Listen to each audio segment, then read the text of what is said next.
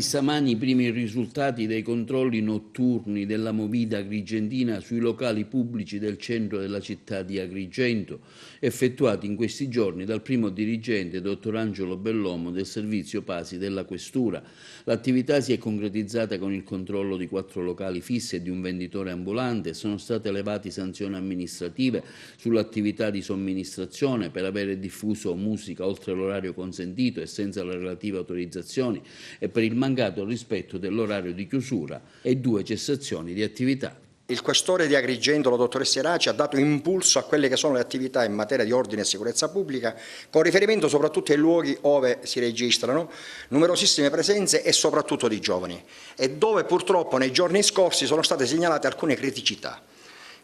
che hanno dato un senso di insicurezza al cittadino che noi cerchiamo di correggere immediatamente. In questo quadro è chiaro che il dirigente della divisione Pasia ha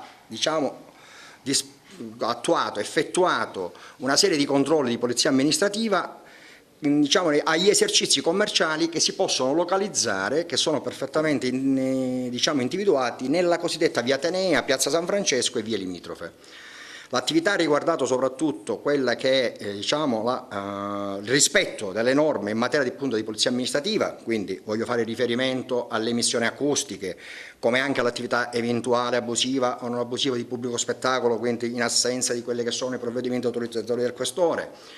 e anche in questo caso anche il rispetto degli orari. Questa attività di tipo repressivo per noi è un'attività che ha una finalità soprattutto di prevenzione, e che per far sì che gli operatori commerciali non vedano soltanto nell'attività di polizia amministrativa quello che è il lato negativo, ma soprattutto quello positivo, cioè quella di poter essere nelle condizioni di poter rispettare tutte le regole, mettere noi nelle condizioni affinché quegli episodi tra virgolette critici non accadano più. In tale ottica le intenzioni della Questura di Agrigento, del Questore e del Parlante sono quelle di poter in qualche modo affiancare a queste attività di natura repressiva, per cui vogliamo cogliere e cogliamo soprattutto con la finalità di tipo preventivo e di prevenzione, un'attività appunto vera allo stato puro di prevenzione.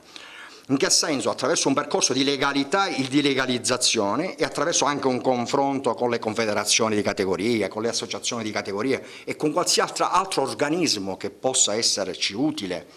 per poter far sì che gli operatori commerciali abbiano chiaro le norme che debbono rispettare, perché la nostra esperienza ci dice che questo tipo di constatazioni,